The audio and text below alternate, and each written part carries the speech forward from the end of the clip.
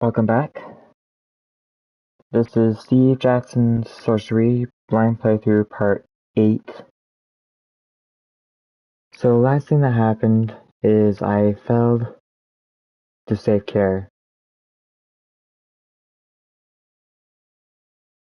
So on to the next one. Abandon care.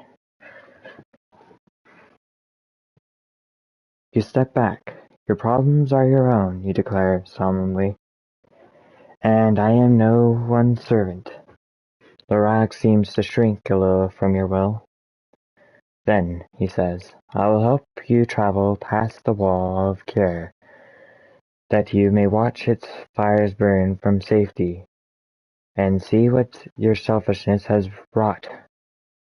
But I will come with you as a curse. There is nothing for me here. You feel Karaja's great presence leave you, as another takes its place. The wizard is somehow entering your very soul. The ghost wizard raises a finger embossed with a dark green ring and points it at you. A moment later, you are somewhere else, the other side of the gate. So I don't get to keep the spirit from the temple? That's unfortunate.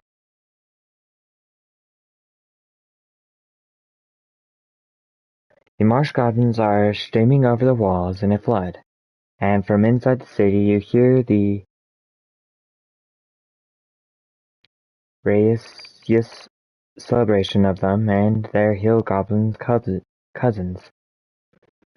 The yard must already be overflowing. You can imagine them, pouring down the streets into the north side of Care. Keep watching. More and more marsh goblins are streaming over the wall, as though the Bachlands were a carcass split to reveal a host of maggots. Against such a force no city could stand. Sure enough, you soon see the first rooftop ablaze. By morning, Care will be no more. Are you happy, Annalander? Murmurs Lorog in your mind. You turn your back. Your own road lies ahead, through the plains of the Bak on towards Mampang. The Bachlands await. You remember the words of the Sightmaster Sergeant as you left the outpost settlement. Once you have crossed the seaport of traps, you will enter the Bachlands. They say that day and night are controlled by forces other than the sun, and from Care too your progress will be watched. The voice of Lorag echoes in your head as well, calling you coward, traitor, and rogue, and damning you with every step you take. He is your only god now, but he wishes you nothing but ill.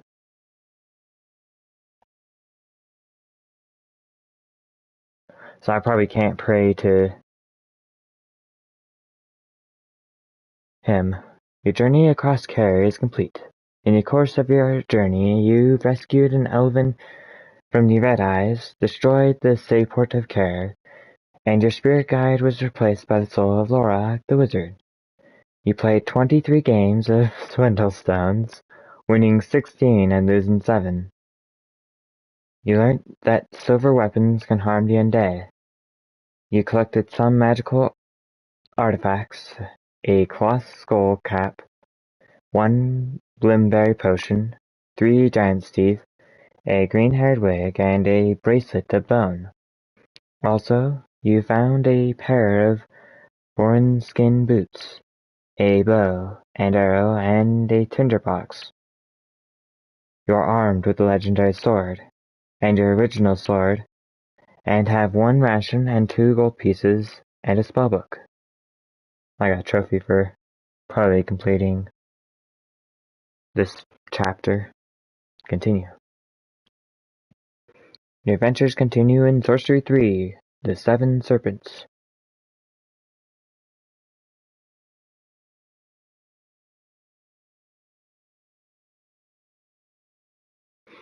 Night falls on this, the 8th day of your journey from Adeland.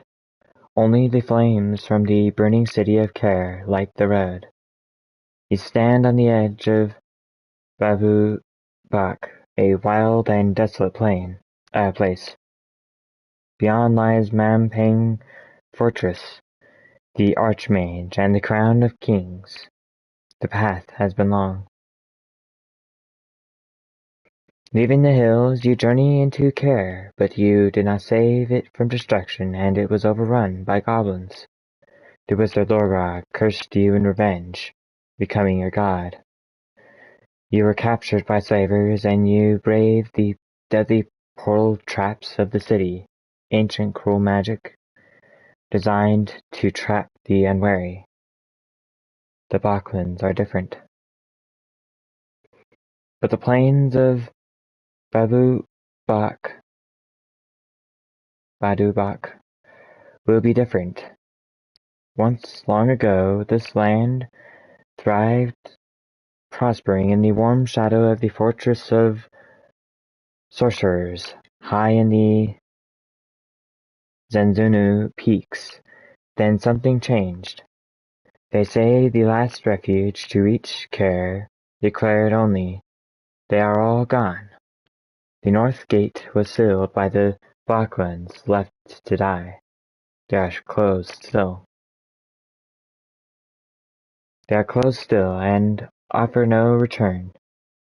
You are alone in a cursed land, and you are cursed yourself. No one from the young country of Alnland has ever crossed this wilderness before. You will be the first. The old world is counting on you.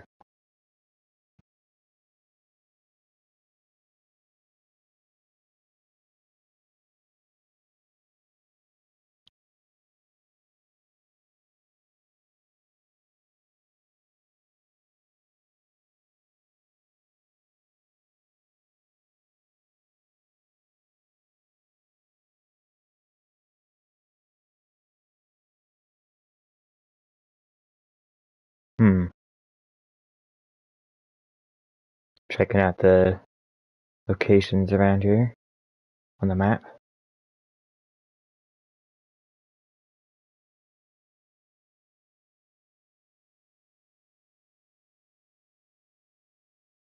The Bak Ridge.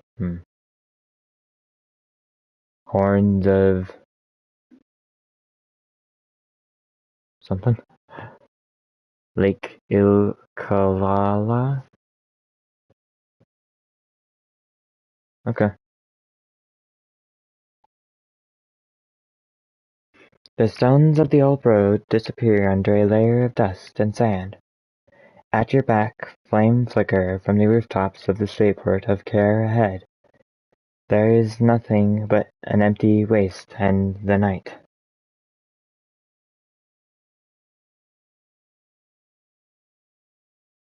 Ready my sword. To trust this wilderness would be a grievous error. You draw your sword from its scabbard.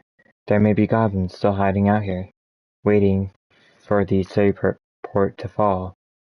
That's right, sneers Lorog, voice in your mind. Prepare yourself for your doom. Be silent. I am quite silent. No one can hear my words except for you. Lorog laughs politely. And you will hear them forever.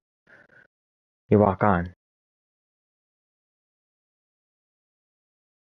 Into the plains. Every step along the broken road takes you further from the safety and into the unknown, and you keep your legendary sword high. Something sets your senses tingling.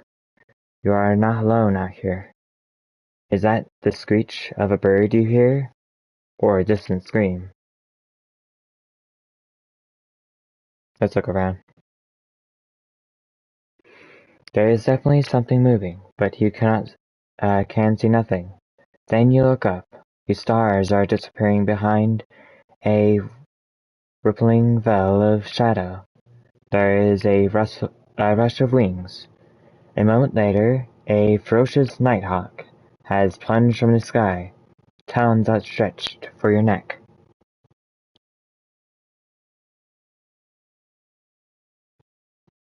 So I have a couple options here. I could roll aside or duck. Could use my arrow to slash the bird. I think I'll roll aside. I'm gonna try and keep my arrows. You hurl yourself to one side just in time, and the sharp claws sweep past your neck to rake the dirt. The bird wheels up into the sky to rejoin its group. You count 4 birds, circling, ready to attack. Fight.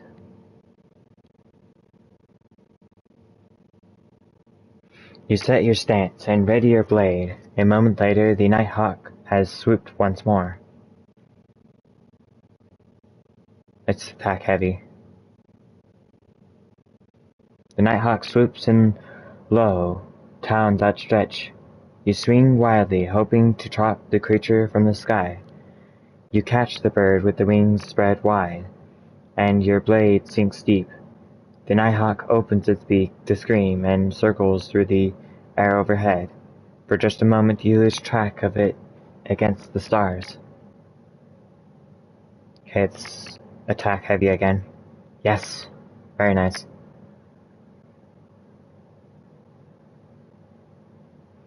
You take advantage of the nighthawk's anger to press forward. Your blade sings as it parts the air. The nighthawk swoops for you, then tries to turn and retreat, but is too slow. Your blade cuts a ragged gash in the bony belly. The nighthawk issues a bloody call and spreads its talons wide. Okay, it's block. You drop into a crouch as the nighthawk comes at you furiously. You push the blow away, staggering backwards under the impact. You escape, mostly unscathed, not scratched. It clicks together long talons while turning in the air once more. It is still determined to fight. Okay, it's swing pretty big. It's only one. You wait for the nighthawk's wide wings to open, and then you strike. You wait, twist, and then charge forwards. It screams at your blow as your blow connects. You draw blood. It flexes its cruel claws as it wheels overhead. Okay, it's attack heavy. Good. You clamber up a nearby dune to get closer. Swing up from a low crouch, you aim for the beast's whole heart. Your blade slices through the thick leather of the wing. The low hills echo with the bird's chill screams. The nighthawk stretches its long nails while circling in the sky. That's block.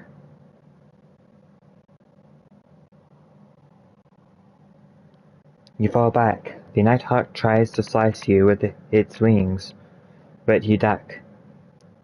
You breathe a sigh of relief. It wheels high into the air, screaming to the others. It's attack heavy. Yes! 3 damage. Awesome. An opening appears. You jump through the air, hoping to catch the creature, overpowering the nighthawk's beating wings and tearing claws. The nighthawk is in the sky, scream and bellow at their companions' suffering. It reaches with a cool talons as it turns above you. Okay, it's attack with a small one, and hope they don't hit me. Yes, I got him. You duck back into the shadows of the dune, luring the nighthawk closer, only to turn around and strike out. Leaping up from a defensive position, you charge for the Nighthawk's skull. The Nighthawk tumbles as it tries to lift itself away. From a few feet overhead, it collapses into the dust. The savage light in its eyes has gone dark. Continue. You step away from the fallen creature, but there is no time to rest. Two more of the creatures overhead shriek and start their dive. Okay, let's see what I can cast here. You spread your arms wide, ready to summon the power of the stars, but then, quite suddenly, the Nighthawks break formation. Something else is shimmering into visibility in their very midst. Let's check it out. Maybe I can see. You move up to higher ground, while behind you the strangest of battles issues. The wing of one Nighthawk snaps upwards like a broken branch. A second is ripped into feathers by invisible claws. The remaining birds scatter. There is nothing left but your mysterious savior. This doesn't seem like a nice creature. Seems even more dangerous than the birds. Let's try and stay hidden. You stay low, hoping the creature will not see you, but there is a rush of air just in front of you. Whatever it has landed, you hear the movement of unseen feathered wings. Can't you tell what it is? Lorag sneers in your mind. It is one of yours, a golden crest eagle from Manland. Out here? You demand? Lorag seems to harumph. Perhaps it's come to your rescue, he sneers. Perhaps it's come to take you home. The creature, slowly becoming visible, sees you have recognized it. It tilts its beak.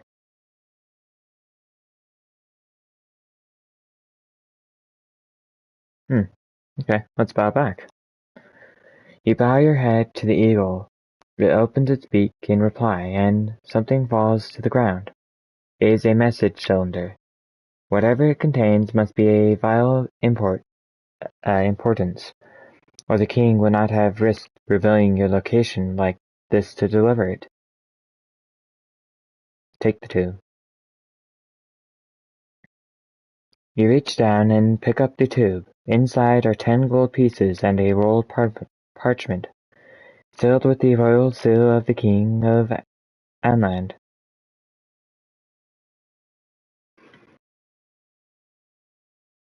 We trust these tidings reach you in fair health, but must warn you of impending peril.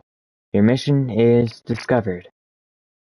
The Mampang's eyes have spied our plan, and word is on its way to the dark fortress. Too late. We discovered our unwelcome eavesdroppers, and news of your quest is being carried towards High Jaman by 7 serpents, the Archmage's most trusted servants. By now they have reached the Baklands, the fury they will divide to complete their journey separately. If you are still able to see it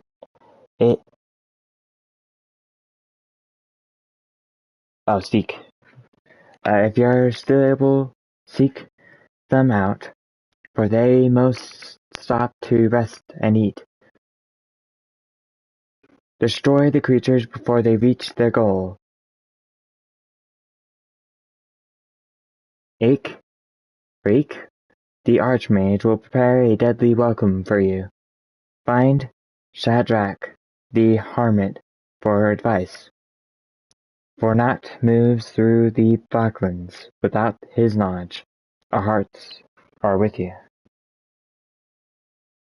I'll thank the eagle. You look up. But the golden-crested eagle has already rendered itself invisible once more. You feel the rush of air as its great wings lift it from from the ground. You are alone. It seems like it would be smart to destroy the message. I'll destroy it. You tear the note into shreds and toss them into the wind. You will not quickly forget what is said. It would seem the Balkans are not as deserted as you had supposed. You must find these 7 serpents, and destroy them, or your journey will be for nothing. You have found 3 new clues. Back to the road.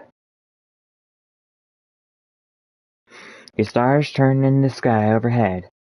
Taking the pole as your guide, you rejoin the old road and make your way north. Before you, the backlands stretches away to a dim horizon. How can you hope to locate 7 serpents in such a wilderness? Lorak chuckles in your mind. Afraid? He asks. You should be. These lands are death. What do you know? You demand. The Balkans were rich and prosperous once.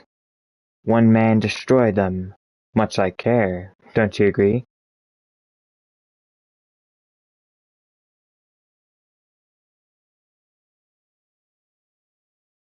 The Archmage? The Archmage High Jamin. He swept these lands to dust, and do you know what it was that made him do it? Destroy his own fiefdom?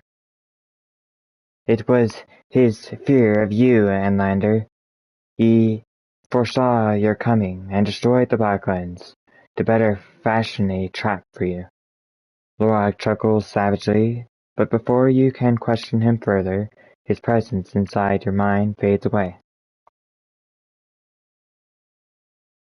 At the cliff. After about half an hour, you see a deep black line across the earth up ahead, and catch your step just in time. You are 1 pace away from the edge of the sheer cliff. A few loose stones disappeared over the edge and scatter away into the dark. Now then, sneers Lorak in your mind, how will you get past this one? Grow wings and fly. I'll cast a spell. I have a couple spells for this.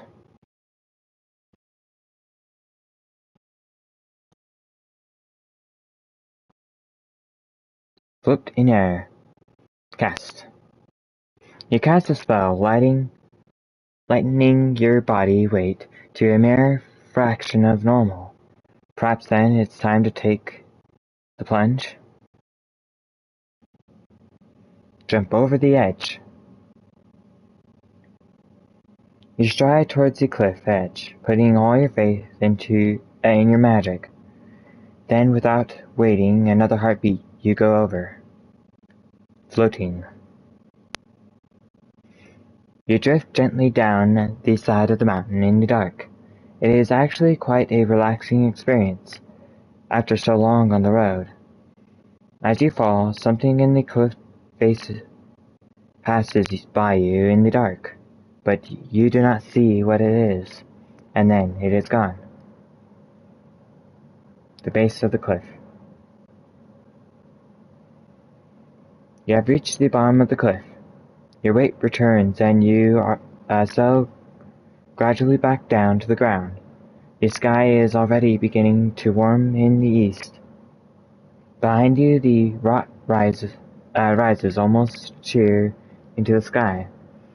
It seems impossible now that you have survived the fall. The darkness you can make out little of the trail ahead. Wandering away into the dark would be a dangerous move. Okay, let's rest here. There is no shelter at the foot of the cliff, though there is less wind than at the top. but without a bolt hole to nestle in, you will be at the mercy of any creatures that smell you out, and there are not many hours of the night left. Let's rest here. Laying your pack down by the foot of the cliff, you try to settle despite the cold.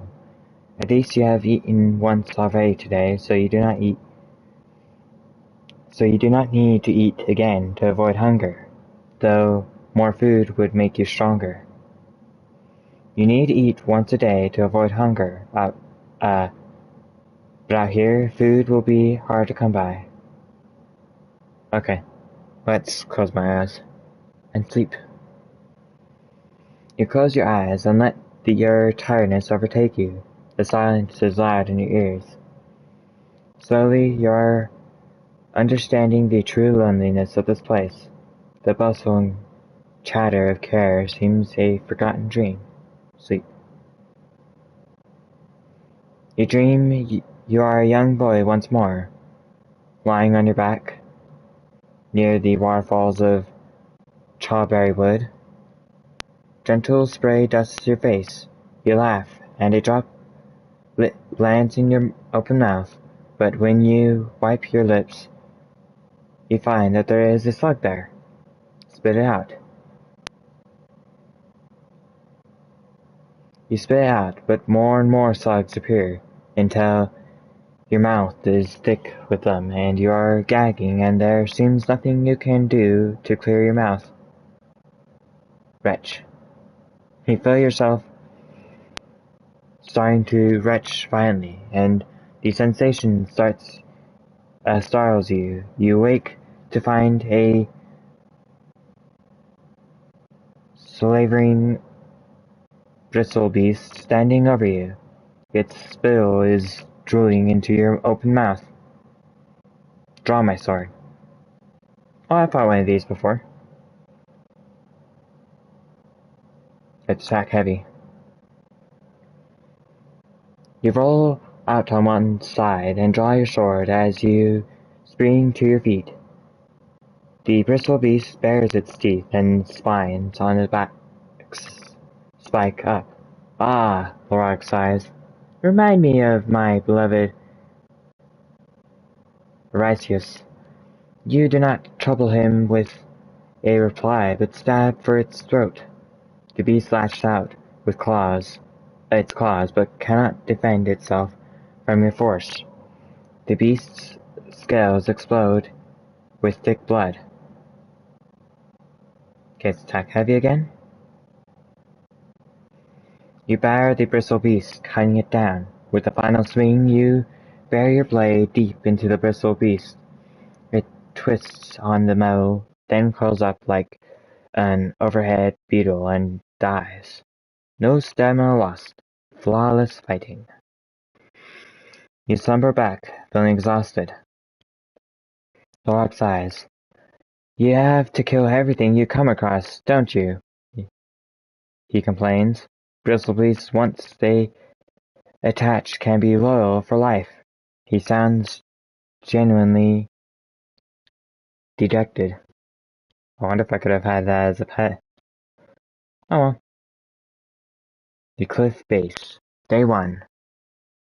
During the past day, you gained considerable gold, +10. Reached the pit of the Balklands and found 4 new clues. Morning comes. You rise,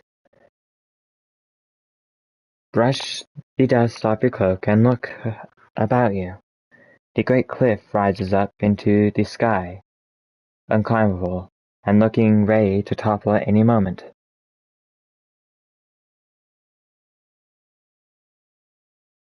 Let's see. Check our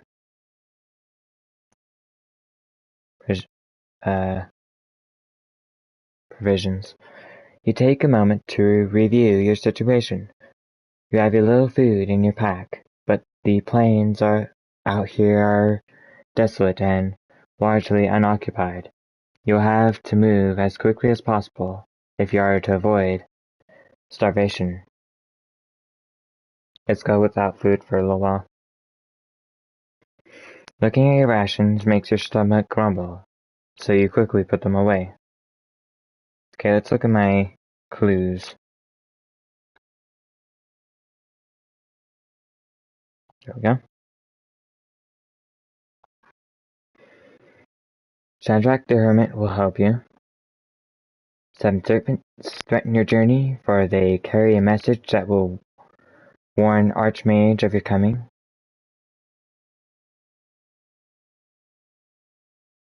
And they threaten your journey.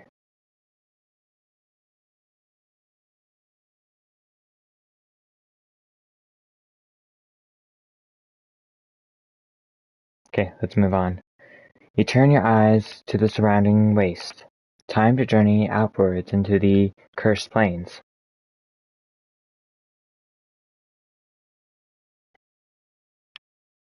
Okay, let's follow the cliff. You walk along the base of the cliff. The early morning sun makes the air glow. The foot of the cliff is punctured by little holes. Perhaps the warren of hill foxes or whatever equivalent inhabits these barren wastes. Let's look across the plain. In the near distance across the plains, away from the cliff, you can see a stone tower, the only stone structure in the whole barren landscape. Look at the cliff. You gaze up the soaring arc of the cliff, barren rock, dust by what little scrub can cling onto its sides. It is as if some great clawed hand had scooped out the earth. Look at the tower. A tower stands some way across the plain, almost in the footlands of the ridge. It lifts to one side, but appears not to have crumbled into ruin. Move on. The plains stretch away from the cliff to the north and east, and an old road winds east. Time to gain your foray into Badu Bak.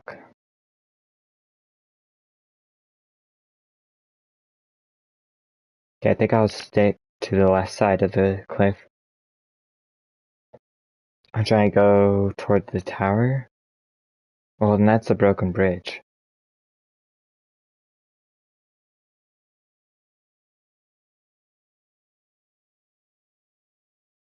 You may pray to Lorag, although he may choose not to help you, but after a prayer, your spirit will not hear you again for some time.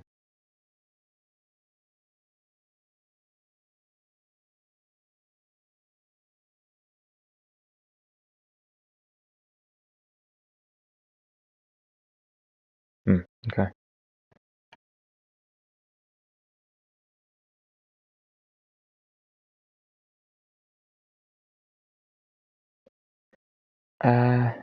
Yeah, let's just continue. Follow the cliff. Leaving the shadow of the cliff, you step out across the plain. A few clouds spread across the sky. From here, the path is uncertain. Badu Bak is a wasteland, and there is no pass through the great ridge that forms its eastern border.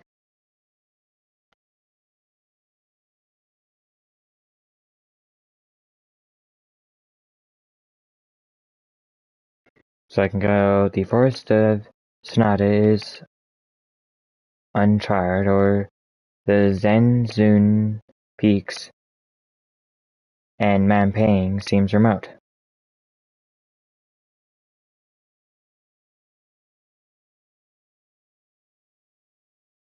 Where is the peaks? That's the forest. I'm not sure where the peaks are. Okay, well let's choose the peaks. I think that might be where I'm going.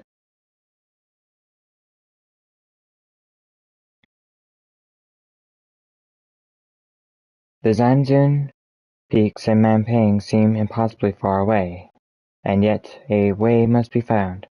When the Archmage sent his birdmen to steal the crown of kings, they flew. But you must walk. The path beckons. There is no alternative. The future of the old wood depends on you finding your way across this lonely dust bowl.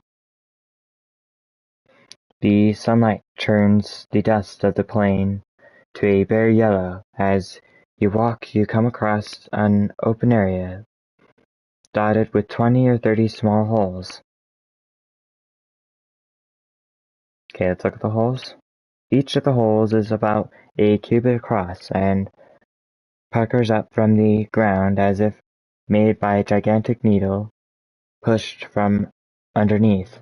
Thin columns of dust rise from some drifting specks gleaming in the sunshine.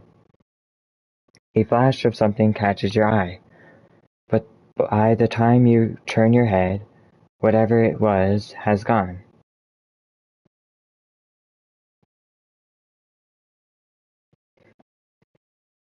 I really don't have stamina to cast a lot of spells, so I think that is not an option at the moment. Kinda curious what's inside these holes. You go over to the nearest hole and peer down, but you can make out nothing inside the darkness. It is not clear how far down the hole goes.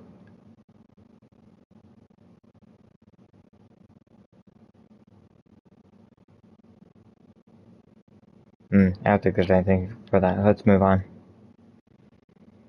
Both options seem like I'm gonna take damage. The holes covered this section of the plane. You will have to walk around them, whichever direction you now choose.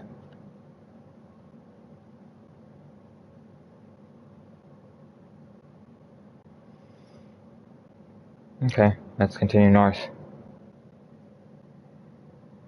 Your sun is hot now. You journey across the open plain, approaching a curious black stroke that seems to have been drawn across the land. As you get closer, you see it for what it is, a gash in the land. Thousands of fathoms deep. The road comes to a stop at the edge of a wide fissure in the ground, and the ruins of the ancient bridge. The wind roars across the crack in the ground in front of you, like a mockery of a river.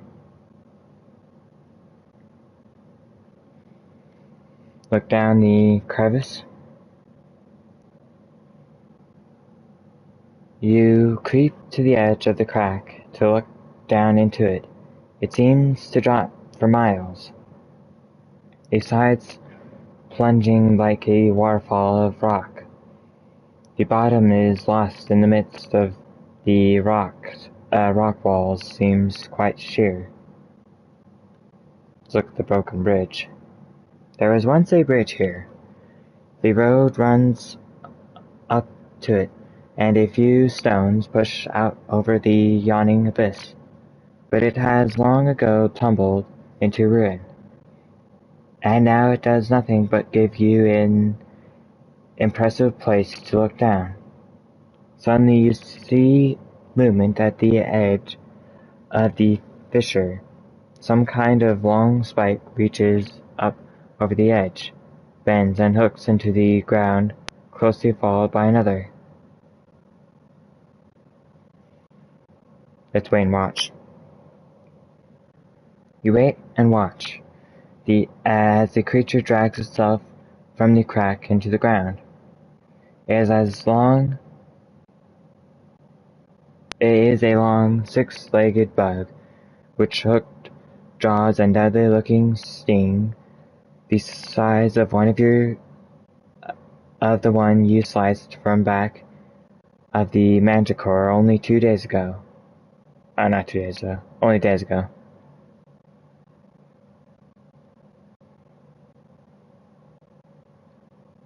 Stand and fight. You draw your sword and wait for the creature to advance. Okay, let's strike heavy. The lynch bug crisscrosses its mandibles in the air. It tries to scratch you, and you swing your sword with a desperate haste. You land a hit. The creature is losing its scales, but it keeps coming. The bug's long spines stretch, its antennae rub together in anticipation. Okay, strike heavy. Nice. Well, I defeated it. You press the advantage. You swing hard. Then your blade lands deep. You cut again, twist, and the lynch bug collapses into the dirt. Flawless fighting. You gasp for breath. The horrible creature is defeated. You look around once more. A few birds swoop and wheel in the crevice, turning circles that are way below you, and yet still high up in the air. Let's try jumping across. You eye the width of the gap cautiously.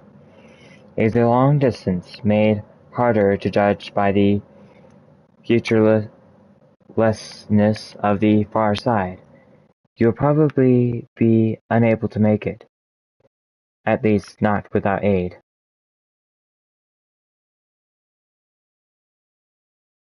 Jump. Taking a short run up, you race for the edge of the fissure and hurl yourself out into space. Through the air. You are quickly falling. The far edge of the fissure disappears away out of sight. Nothing else happens for some time, and then, when finally something does occur, it is mercifully brief. What is my fate? Fate. You have fallen to your death.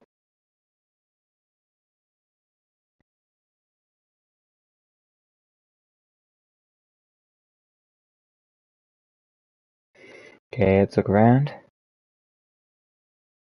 I have to fight the creature again.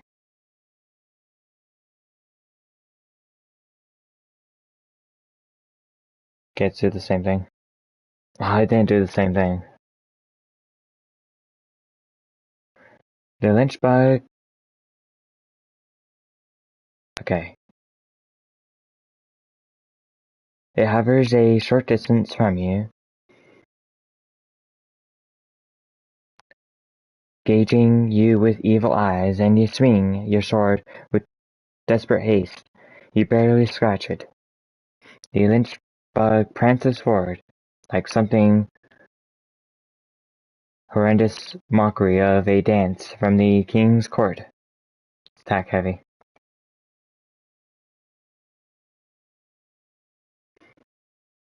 You press the advantage. You swing hard as the lynch bug approaches. Your blade lands deep. Hard shells part split slightly with a noise like crunching fruit. The lynch bug staggers, losing its balance on its tiny legs for a moment.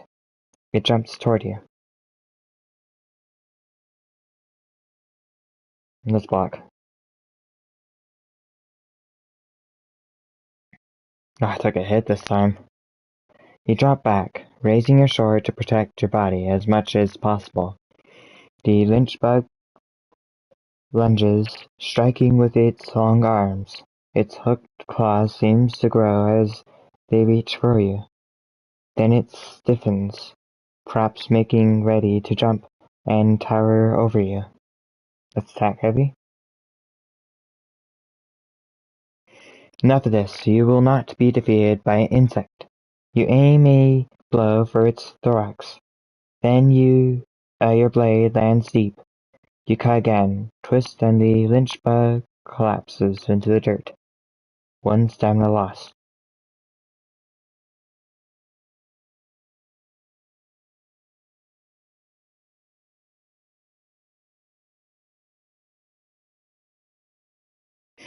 Okay, maybe I want to look around here before I make the jump. Move on. There is clearly no way across the fissure. You will have to try a different path. Because I prefer not to use as much stamina as I need to. Follow the road.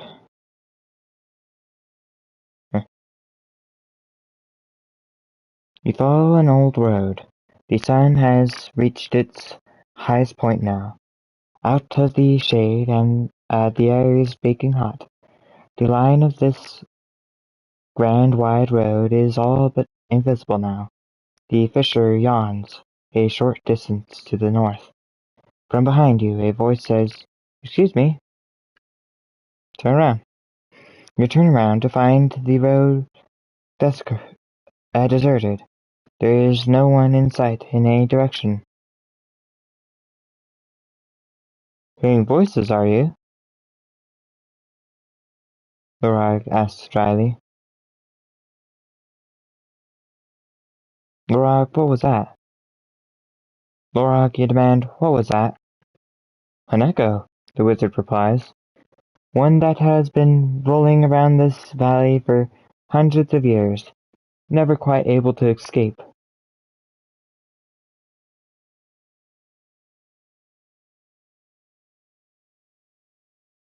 But it could see me, you insist. Perhaps it could see someone, Lorag replies. But why do you say it was you? The cold wind whistles around you. The plains feel suddenly far emptier than a moment before. Look at the fissure. The fissure splits in the earth, as though the plains were a plate dropped in celebration of an inland marriage. The canyon looks impossibly wide. Look east. Looking east along the road, it continues across the plain for some way, towards the impossibly high mountains of the Badu Bak Ridge. Move on. Somewhere east of the Badu Bak Ridge is a famed forest of Sonata, perhaps the kind of place a serpent might hide?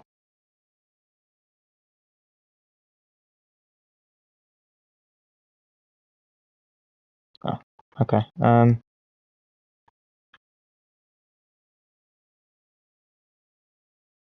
Okay, well, let's just look everywhere. You leave the road and walk across the desolate plain. The sun is beginning to lower. The air begins to cool. You crest a low rise and look down across the barren wastes, offering something of a view. Look north. Looking north, a deep, dark gash seems to cut across the land. It must be a fissure of some kind. Look east. To the east, the road makes a loop past the foothills of the Badu Bak Ridge, passing an unusual spiked rock formation. Look south. South, you can make out a single a tree lifting dead branches to the gray sky, and that is all there is to see. You continue to walk.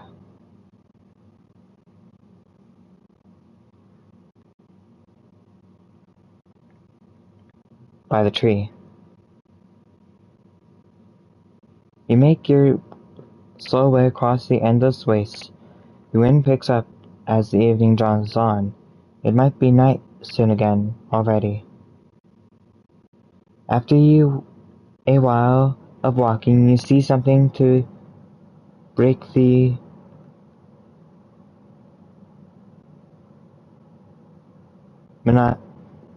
monotony. Too tall and thin for a skewer of rock or a building, you cannot place it until you get closer. It is a single tree, leafless and dead, tilting from the desolate soil. Look up at the tree. The tree must be the last remnant of an ancient forest, though why this particular trunk has survived when all others fell is not clear. And that is not all. A rope ladder hangs from one of the higher branches of the tree. Maybe I can get a view from the tree? Climb the rope ladder?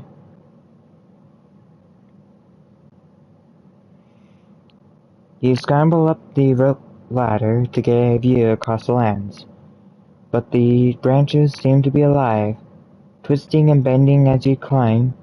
They are closing in around you like a trap. Cut the branches away. You draw your legendary sword and attempt to cut the branches away, but they move and bend out of reach of your sword. A moment later, another branch draws backwards behind you and releases, knocking you painfully to the ground. For a moment you hear a sound almost like a laugh. Look back up the tree. You look back up at the tree resentfully, but now it is quite still once more. Who's there? You demand. Stranger, the voice is faint, yet echoing. Stranger. Look for the speaker. You look around, behind the tree, over your shoulder, and over your shoulder, but the endless plain stretches away in all directions. There is no one in sight. Look up the tree. You look up into the branch of the tree to find bare twig, the bare twigs have curved themselves into a human face, an old man's face that looks down at you with overturned mouth. Stranger, the tree face declares wistfully, you are lost.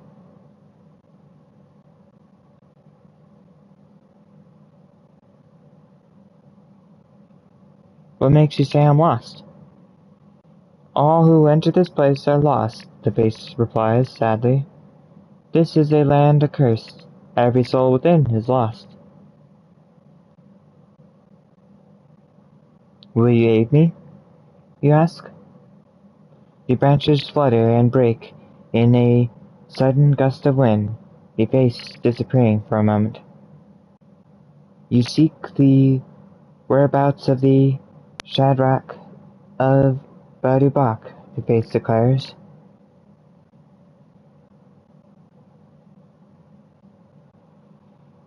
Where will I find him?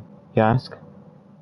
Turn like a leaf in the morning, the face replies, sighing a deep sorrow of ash and autumn color, to the Fishtail Rock. He is expecting you. Another strong breeze catches the branches and disturbs them, and when they settle, the face has disappeared. Come back, you shout, but your words have no effect. Wait. You wait a short while longer, but it is no good. You walk away from the shade of the tree. The clues have been updated. Let's see here.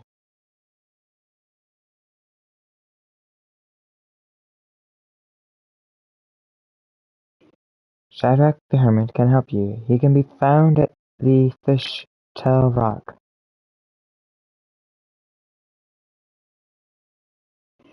Is there a location called Fishtail Rock?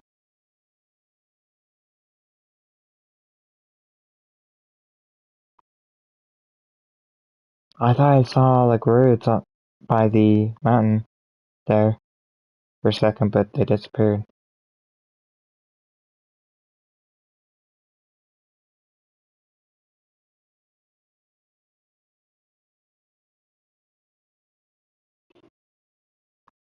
Okay, well, let's continue north and maybe go back to the bridge. I kind of want to see what this is. Oh, it's the tower that I was talking about in earlier. You walk across the dusty plains until you meet the edge of an old road. The sun is now lowest quarter of the sky. Soon it will be dark. Away from the road to the northeast, the curious stone tower you saw earlier stands alone, overlooking the canyon. The tower. You step off the road and cut across the bone-gray plain. The sun has almost set and the sky has turned a deep purple. You reach the shadow of the tower you spotted while climbing down the cliff. Its sides are too smooth to be natural, and yet there are no stones or brickwork. It is like a gigantic game piece, carved from a single block of stone. It is built almost on the very edge of the fissure that splits the plain. Look for the door in the tower. You walk a full circuit of the tower, hoping to find a doorway, but there is nothing to see. The tower's sides are made of solid stone, if indeed it is a tower.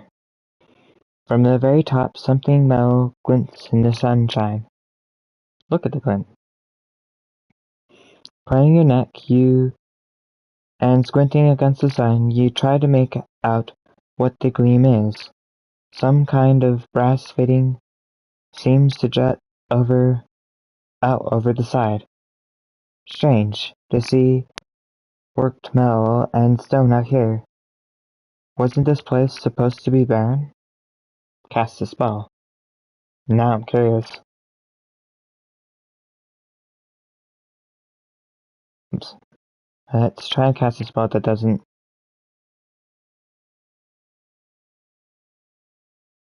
No, not how.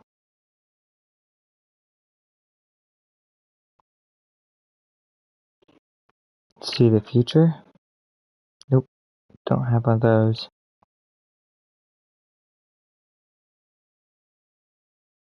Let's try it.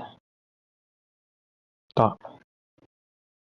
You cast a spell, expecting the tower base to split and reveal some kind of secret door, but nothing happens. Perhaps there simply is no way inside?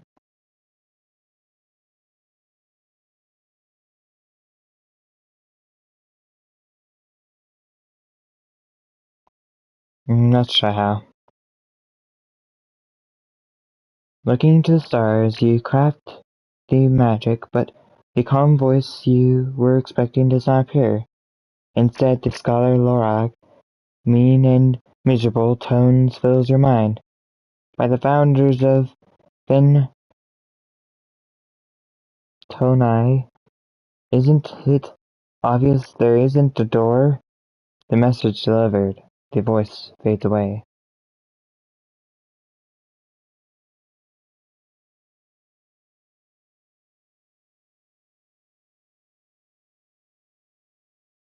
Ooh, can I cast Fade? Cast. You bind the stars into shape around you. For a moment it seems nothing will happen. Then suddenly you begin to grow to 3 times the normal size. Look at the tower's top. From here you have a much better view of the top of the tower, which seems to support a brass contraption of some kind. A long tube which rests on a small wheel on the edge of the tower, and presumably could be pushed around its perimeter. Climb the tower.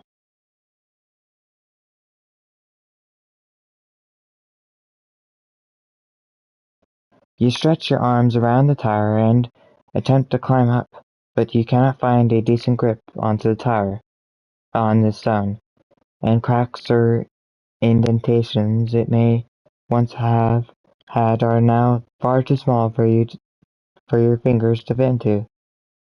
The spell fades and you shrink back to your normal size once more.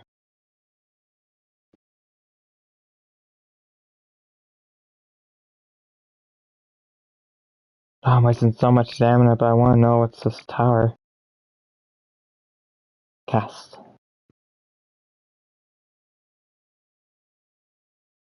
What?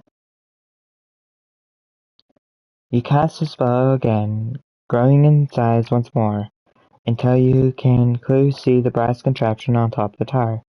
But you are still not tall enough to simply pull yourself up. And whatever the contraption is, you cannot reach it. After a few minutes, you shrink into normal size. Okay, I'm kind of backwards. I was planning on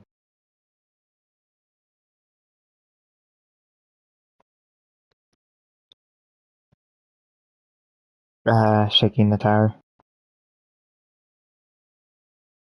but it didn't give me that option this time.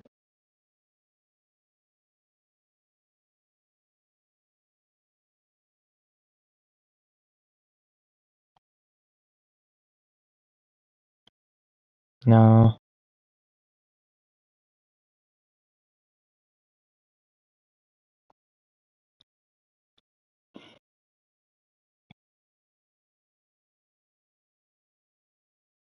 Okay,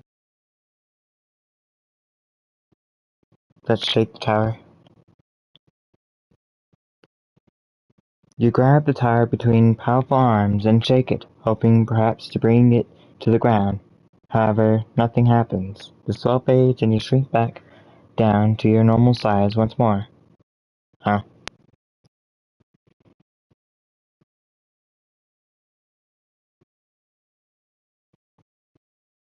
I think I still cast this. Okay.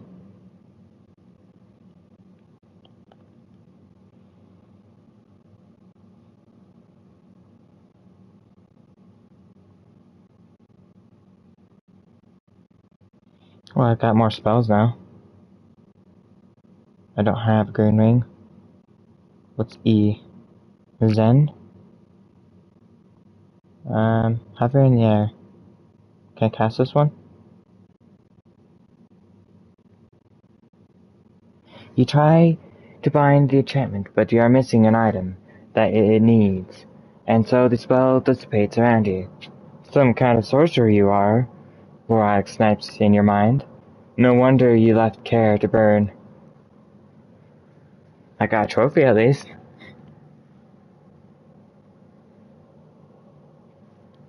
I thought maybe I had that. That's why I cast it. Zap. Okay, let's try it. Cast. You bind the starlight into shape around you, building up a charge of electrical energy around your palm. Zap the metal glint. You fire a bolt at the metal glint. It seems to flash and shine for a moment, with a ferocious crackling around it, but then the energy fades. I can't cast another spell. Okay, I want to figure this out.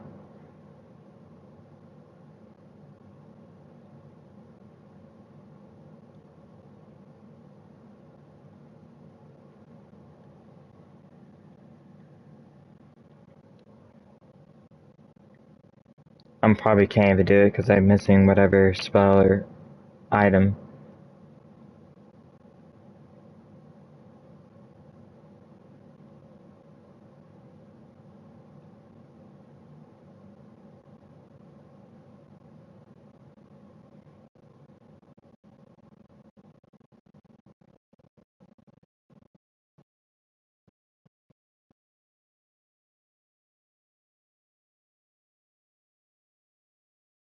Okay.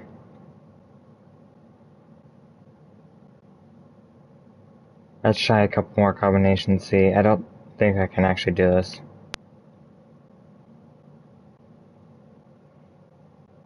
I'll still choose how, so I know.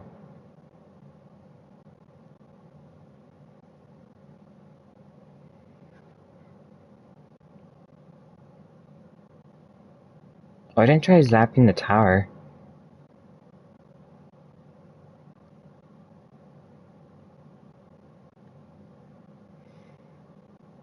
You release the bolt At the tower, it wraps itself around the stone, and then the energy sinks into the ground.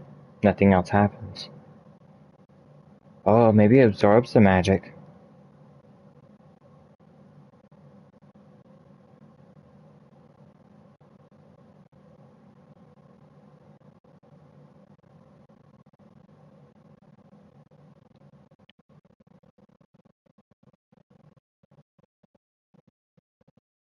Maybe I can do how again.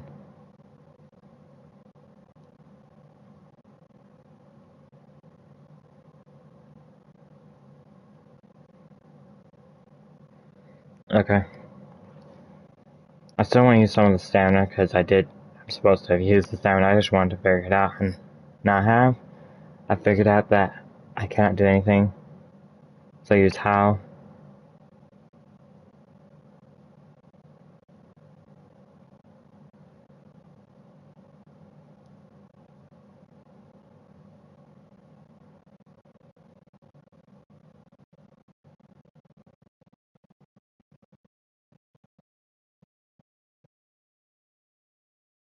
And big. Maybe I could have clues later on by knowing what's inside.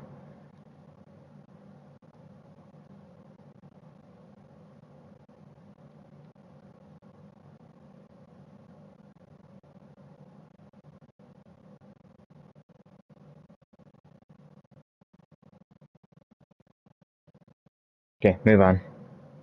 You step away from the tower base, its mystery unsolved. The metal glint at its top uninvestigated.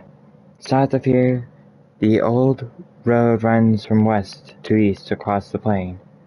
You still not found Shadrach the Hermit. If he lives out here, he must have shelter of some kind? Okay, maybe he lives in this little hut. If not, then he's probably on this side, and I'll go up to the foothills. You walk across the plain.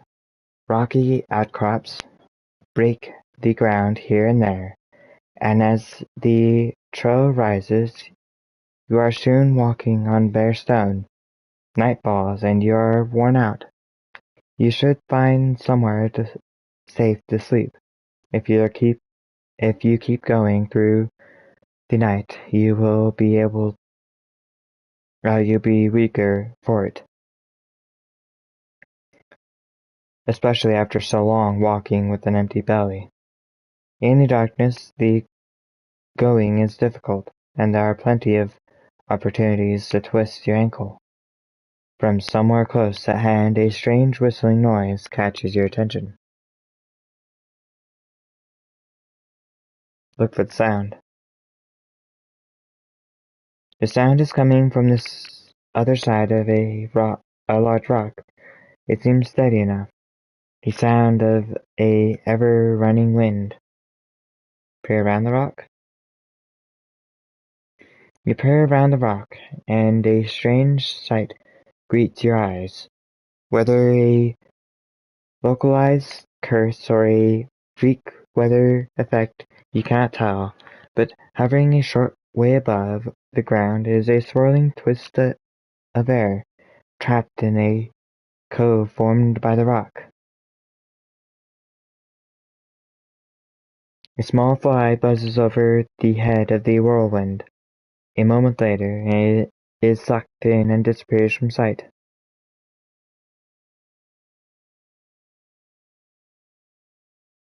Look at the air funnel. Is the funnel alive? Something around the way it moves suggests it is. It shuffles around the rock enclosure, as though injured and looking for a way out.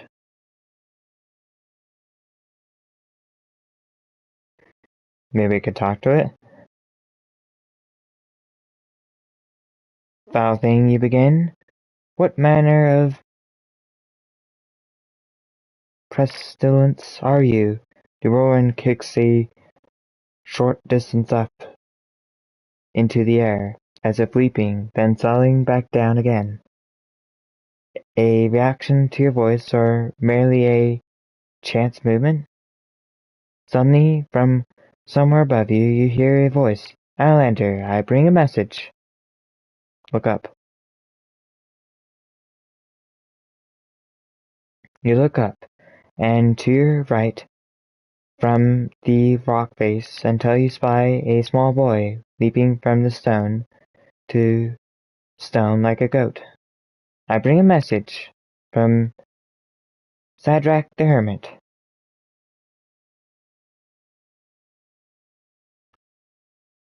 How do you know who I am? Shadrach told me. The man with the sword and a face like a starving wolf, the boy answers. He sent me to find you. He has a message about the fire serpent. The boy scrambles lower. What message? He called back, suspicious. The fire serpent. He's following you. He's going to attack you while you sleep. Shadrach foresaw it. The boy has scaled halfway down the mountain side now and is just above the whirlpool in uh, the boy has scaled halfway down the mountainside now and is just above the whirlpool in the rocks. He is about to jump. Wait! The boy hovers for a moment, one foot on the ledge, about to jump. His eyes meet yours. Then the rock his foot is on slips. He begins to tumble downwards. As he falls, you see him pull through the air towards the whirlpool. Cast a spell? Can I help him in some way?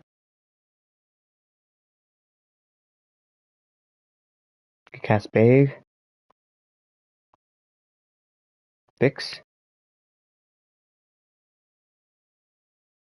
Don't have any of that. Okay. That's big.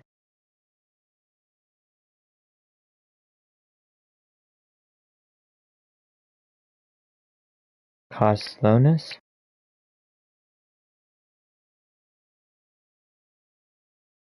Let's cast this one.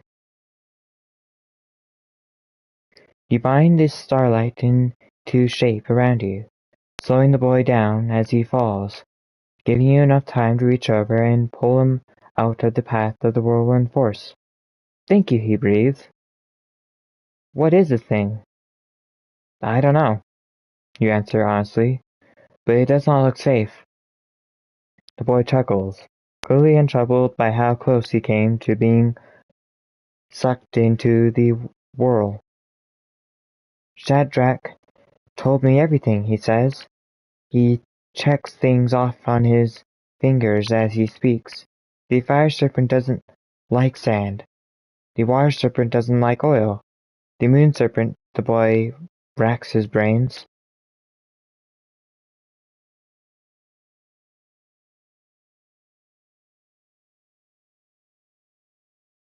Dislikes the light, he suggests. He's scared of fire, the boy replies, remembering. They are strange beasts, these serpents. Thank you, you reply, nodding seriously. The boy shrugs. Good luck to you, he replies. If what I heard about the time serpent is true, you'll need it. And with that, he is gone, running away out of sight and into the mist of the plain. I wanted more information, but I didn't want to be mean. Okay, so I'm gonna write this down.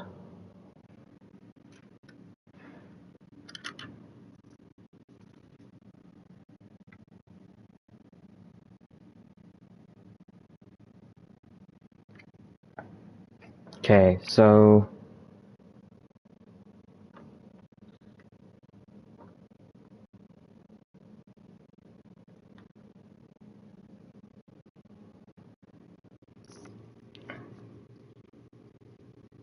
fire serpent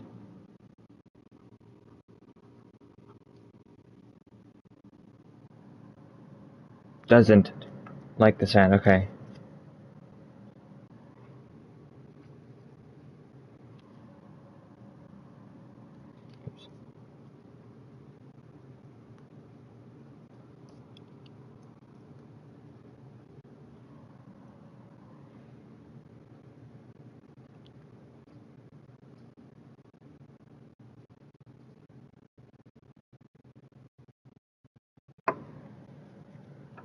Okay, what's the next one?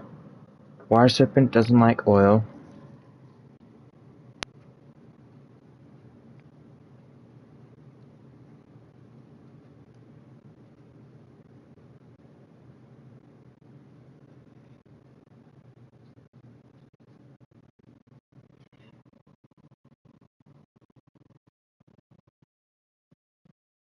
But ounce. Moon serpent is scared of fire.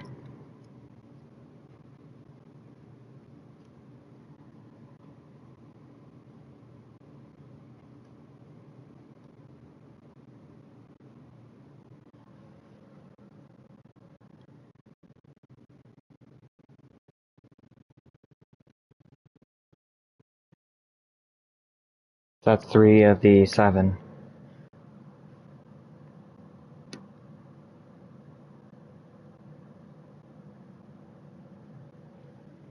There's also a time serpent, which alright.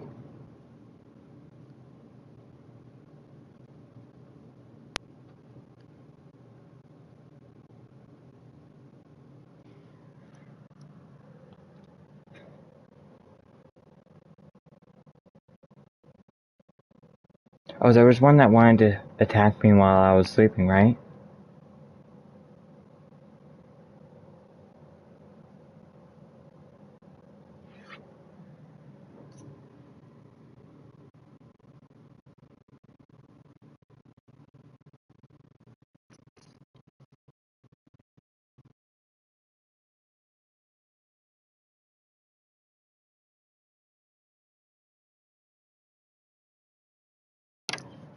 Gotta remember that. Can't go sleep. Okay, approach the funnel. You creep slowly closer to the thing until you are barely at a sword's length away. It remains in position, spinning rapidly.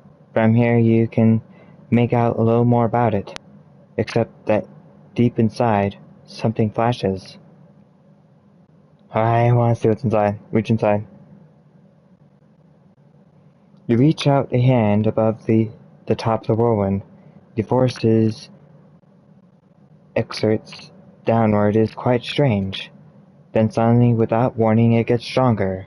The sound coming from the thing increases in pitch dramatically. Wait to see what happens. You wait to see what will happen. The force on your hand is getting significantly stronger. Step back. You attempt to step away from the whirlwind, but your hand is held tight. A moment later, the force has tugged your arm down inside the whirlwind. From here, you cannot save yourself. You're trapped inside, and whatever happens there is so quick that you lose consciousness before you can understand it. You're trapped inside a deadly whirlwind. Okay. So it would have trapped the boy if the boy fell in. Okay, let's do the same thing.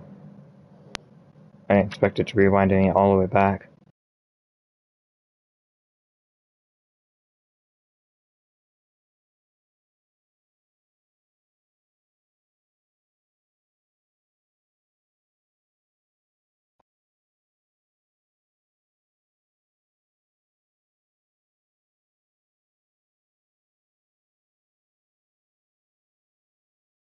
Wait.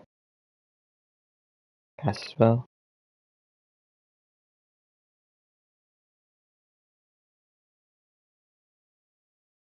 Oops, let's see.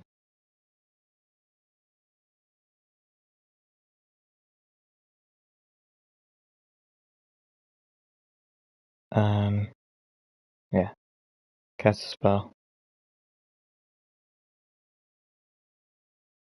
Slow.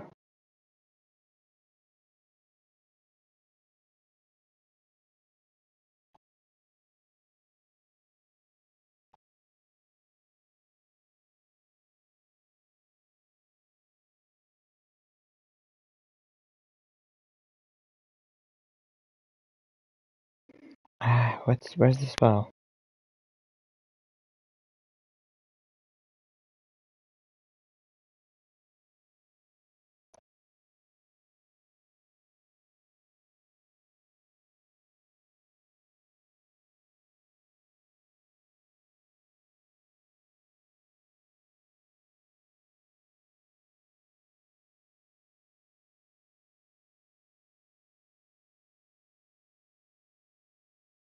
I can't find the spell anymore.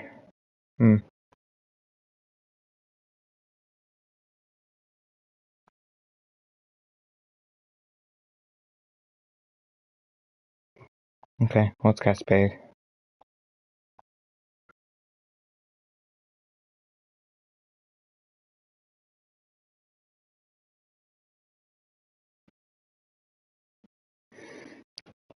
You bind the stars into shape around you, quickly swelling to the height of a tree. You are mid-growing when the boy hits the whirlpool. He vanishes.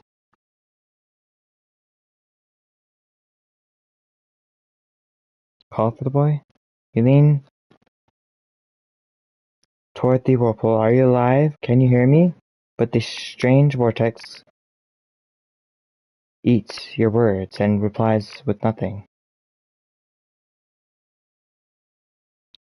Well, now I can't cast a spell. Okay, maybe I didn't do something right.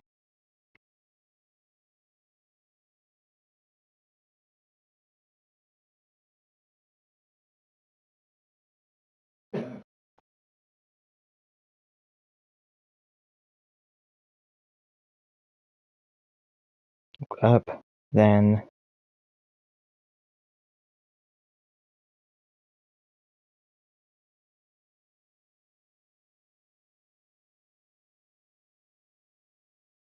he's about to jump. I say wait. Then cast a spell.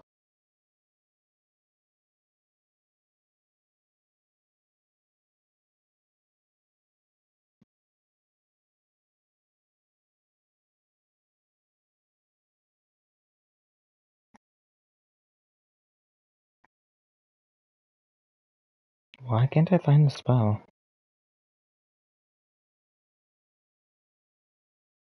Oh, there it is. Okay.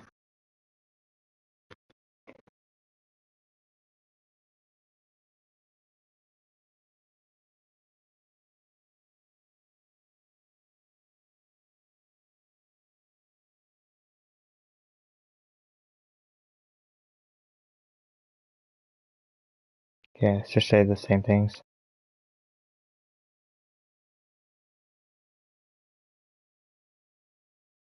You step away from the whirlpool once more.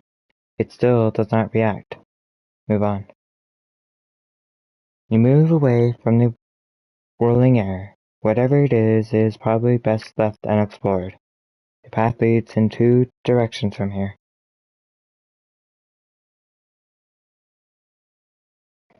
So I got a whole bunch of clues now. That is the water serpent. Yep.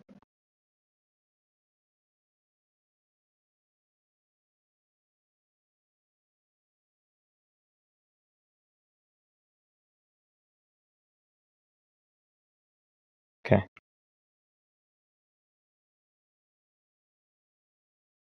Okay, let's go north now. If I can. You pick your way across over the rocks to the edge of the old road. Oh, the fire serpent might have been the thing that was watching over me over there.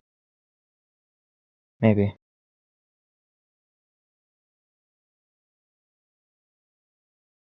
You follow the old road The stars are flooding the sky.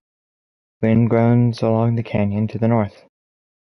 Walking through the night is ill-advised, and you are weak.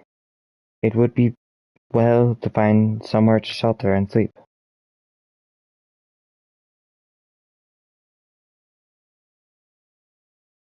Okay, let's cast a spell.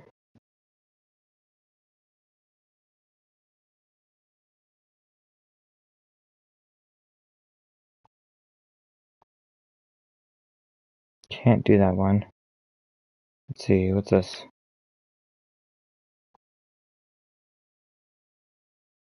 Causes slowness? Don't think there's anything there.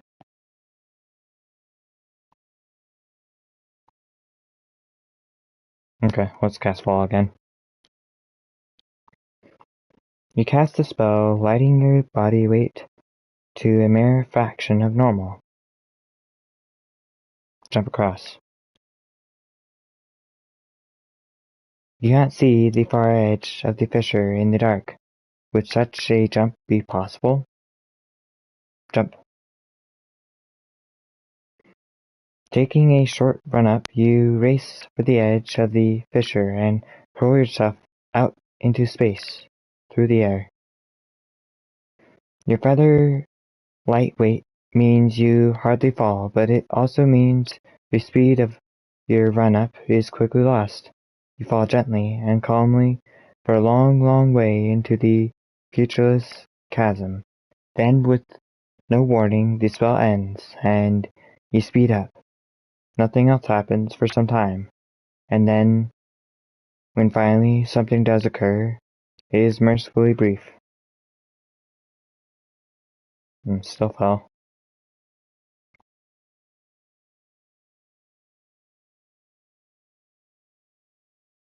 Is there a different spell? Maybe vague?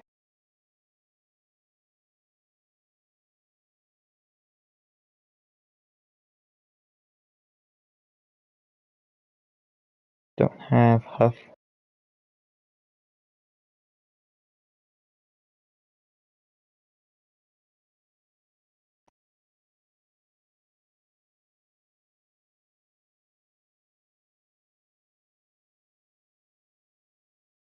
Create force field? Well, I can't cast that though.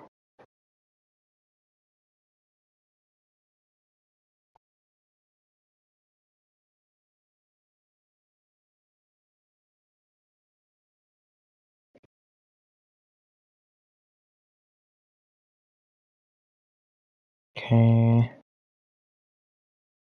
That I tried.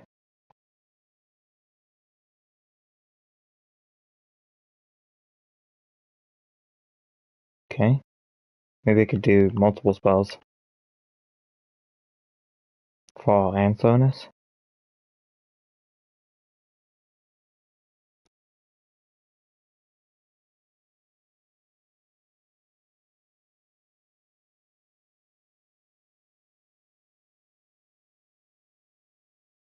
You weave the enchantment, but without any other creatures around.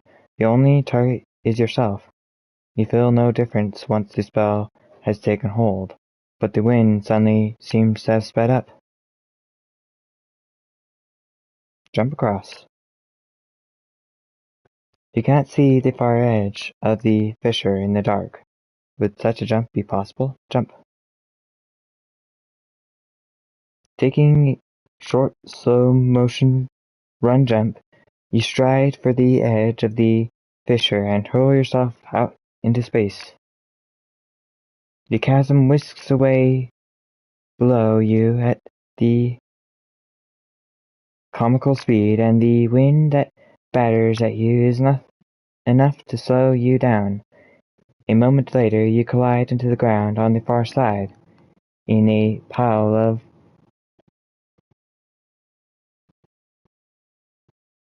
scratches and scrapes. I don't think I actually need to cast the other one. Oh well.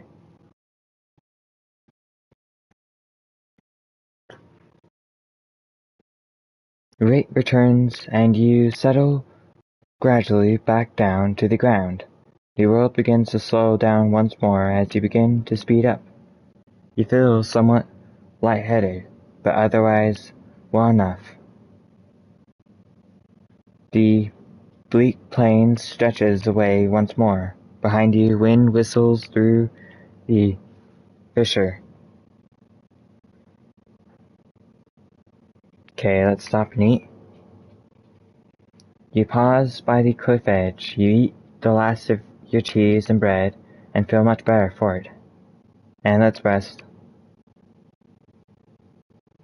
Oh, I could drink the potion.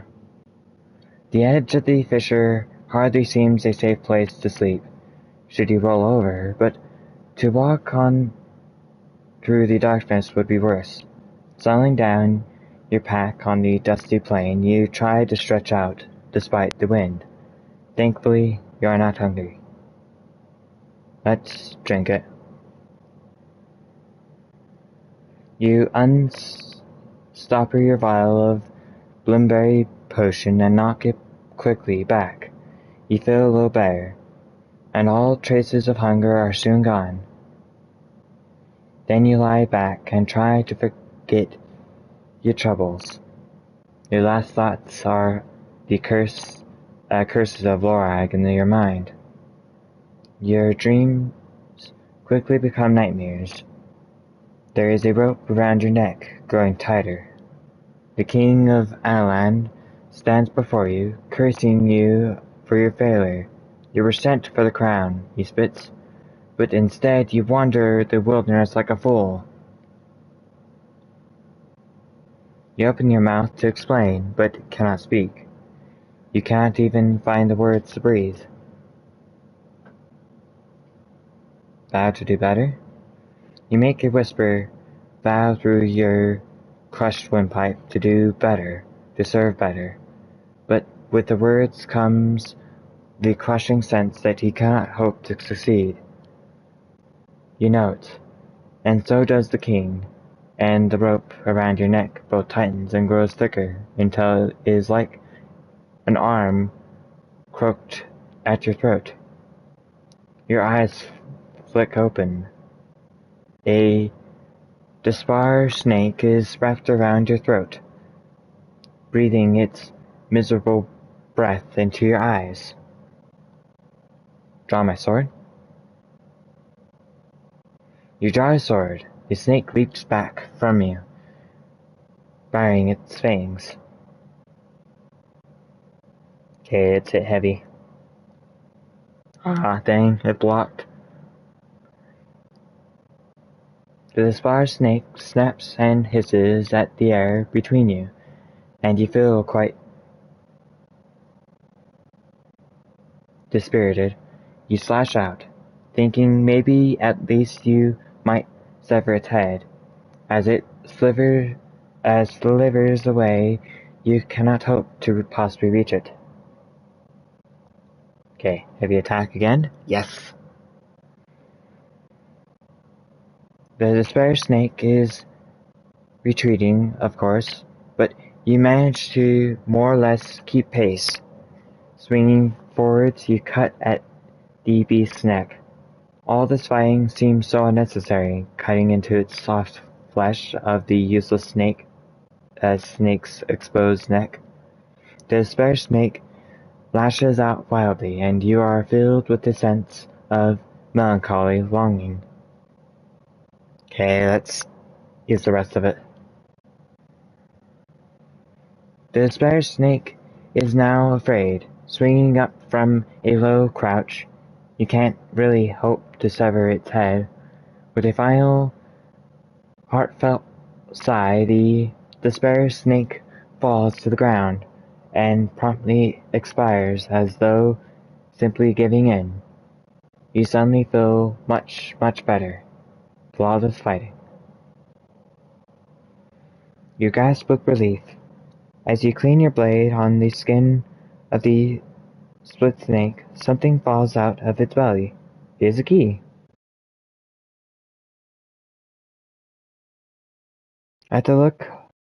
You look over the key. Aside from the snake blood running between the teeth, it is a normal enough iron key. The snake must have swallowed it at some point, and been stuck with it ever since. You pick it up, wipe it clean, and put it into your pack. It is unlikely you'll ever find a lock it opens, but if you do, it will be a most pleasant surprise. The cold night closes in over you, and you try to sleep.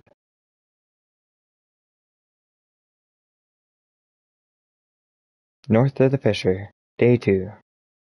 During the past day, you ran out of provisions, reached the northern plains, and found 7 new clues.